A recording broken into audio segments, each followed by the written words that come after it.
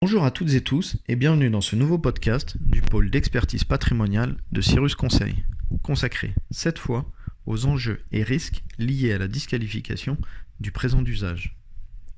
Pour rappel, il est possible pour une personne de réaliser des présents d'usage. Il s'agit des présents n'excédant pas une certaine valeur qui sont faits à l'occasion de certains événements familiaux ou personnels et pour lesquels il est de tradition, d'usage, d'habitude d'offrir quelque chose. Ces présents d'usage ont l'avantage de ne pas être rapportables à la succession et de ne pas être assujettis aux droits de donation.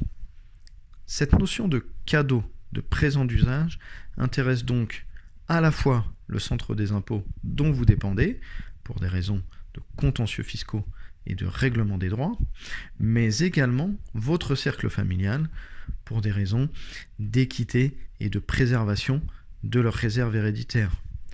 En effet, le contentieux est riche dans cette matière. Lors de la succession future du donateur, ses héritiers pourraient tout à fait vouloir réintégrer d'éventuels cadeaux faits, selon eux, au profit de tiers, à leurs dépens.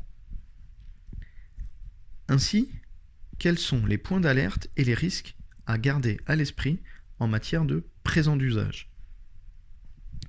Avant toute chose, il est primordial de se rappeler que ces dons échappent aux règles civiles des libéralités, aussi bien dans leurs aspects contraignants, déclaration, information, réserve héréditaire, quotité disponible, mais également dans leurs aspects en principe positifs de préservation des intérêts du donateur.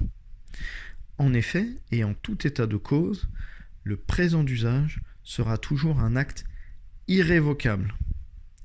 Il ne sera jamais possible d'encadrer ce don, ce cadeau, ce présent d'usage, ou d'établir des charges et des conditions. Ce caractère irrévocable et inconditionnel se verra même appliqué en cas d'ingratitude ou de survenance d'un enfant. Mais surtout, les enjeux portent, comme nous l'évoquions, sur le risque de disqualification du présent d'usage, avec des risques du point de vue juridique et des risques du point de vue fiscal.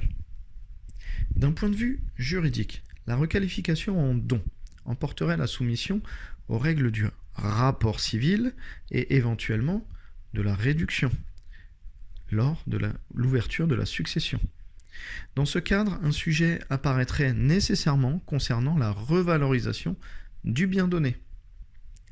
D'un point de vue fiscal, les droits de donation seraient dus et le rappel fiscal au jour du décès sera éventuellement applicable.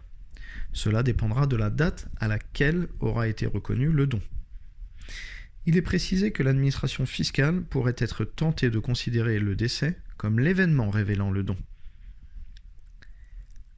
Ainsi, malgré son attrait, ce régime des présents d'usage doit impérativement être manié avec mesure. Ces présents devront être appréciés en amont, car la requalification en don manuel aurait des conséquences graves et chères. En conclusion, la personne souhaitant bénéficier du dispositif des présents d'usage, en avantageant ses proches, devra s'interroger sur les éléments suivants. La date à laquelle le don est réalisé correspond-il à un événement particulier ? L'événement constitue-t-il un événement pour lequel il est d'usage de faire un présent ? Le présent porte-t-il effectivement sur un bien qui peut être remis de la main à la main ? Et la valeur du bien donné entraîne-t-elle un appauvrissement du donateur ? En tout état de cause, je vous conseille de vous rapprocher de vos conseils, consultant patrimonial, avocat ou notaire, pour réfléchir à votre stratégie de transmission dans sa globalité. Je vous donne rendez-vous prochainement pour un nouveau podcast du pôle d'expertise patrimoniale de Cyrus Conseil. Merci et bonne journée.